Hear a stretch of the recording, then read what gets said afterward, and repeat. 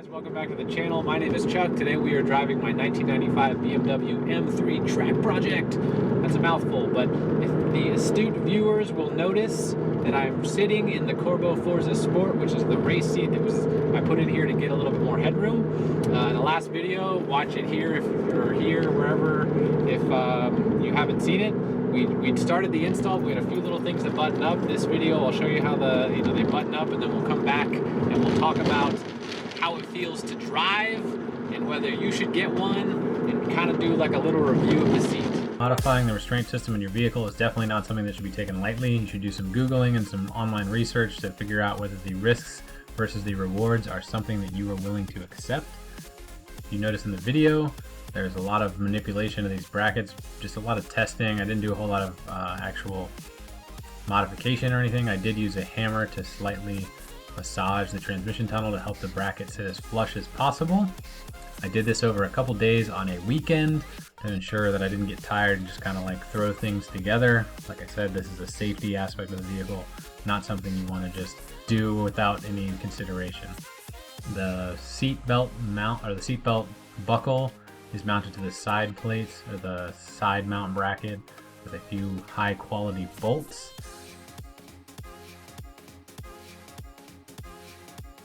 The process took a long time. It took me a few hours to try different positionings of the brackets, different positioning of the seat, kind of test out what fit the best for me, where the seat fit best, how it felt good with the pedals and steering wheel, etc.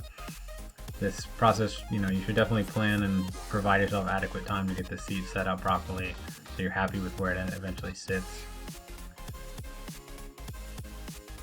The bolts on the transmission tunnel side are insanely hard to get in.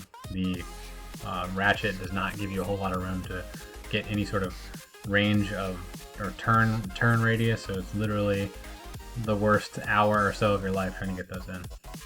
Quick tip: the airbag light may come on if you unplug the seatbelt buckle. You will need a reset tool to do it. You cannot reset it any other way. Plug it back in, reset it, you should be good to go. Now let's hear how it feels in the car. So how does the seat feel?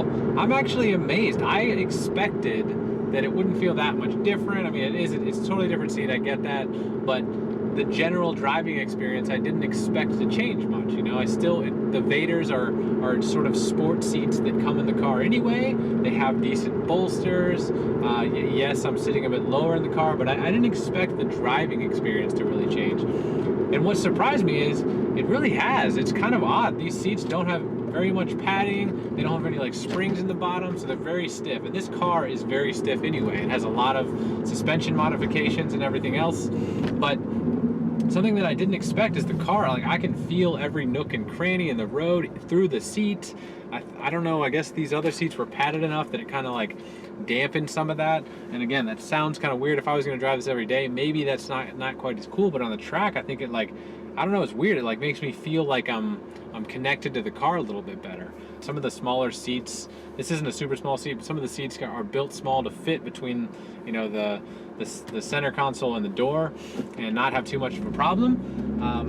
I was worried maybe the bolsters, the hip width, everything might be a little bit too crazy, but seats usually fold in half, right? So they don't have a ton of bolstering right at the hip level, but that's where the biggest amount of bolster is. So your hips are really planted in this seat. If you make a turn, like my upper body almost moves a little bit more than my hips do, which is a little bit odd, but like I said, I like it so far. Up where my shoulders are, might be hard to tell, but there are these little wings that kind of jut out to kind of cup your shoulders. I was worried that those might be a little bit narrow. I bought a race seat in the past for the Miata that kind of like did this to my shoulders, maybe a little bit hunched over because they were tucked. These, I'm a big dude, like I said, and I don't even notice that they're there. If I lean, I can feel like I touch them, but if you're a big guy, this seat might work out for you. So this is a fixed back seat, and it's in a fixed position, which means that access to the back seat is severely limited. Basically, the back seats become unusable for anything but just setting some groceries back there. That's okay. It's a risk or something I was willing to give up. This car, its intention is to get me to the track, do some track days, high performance driving events, whatever you want to call them. And that's the purpose of the car. I don't use it to drive really back and forth to work that often. I am leaving right now. I'm going out to the gym do some Brazilian Jiu-Jitsu tonight.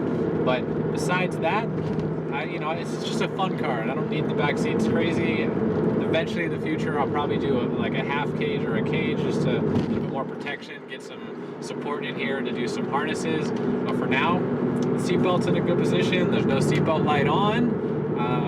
Feels secure. Like I said, the seat itself holds you in really well. When you start to take some turns, it's going to be awesome because it does not move. I really need to take it out to an autocross and try it out because I think it's going to be really good.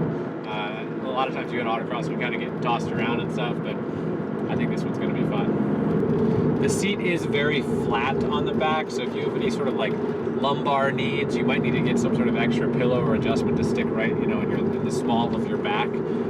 So far, I've been driving the car maybe 30, 45 minutes or so total, and I haven't really had too many complaints. I don't have the worst back in the world, but if I'm sitting in the car long enough, I do sometimes get some lower back pain. So far, so good. I don't want to drive to Florida in it, but should get me around the track pretty good, pretty good. If you're trying to take this car pretty far, these seats may not be the most comfortable things you've ever sat in, but like I said, I like how it makes you, I like how it makes me feel a little bit more part of the car. I can feel all the little bumps, little tiny vibrations and everything. I think it's going to be really good for track use. Maybe not so great for driving to and fro the track, but that's all right. Again, you got to give a little to get a little. You got to pay to play. You got to, all those sayings, those things that people say.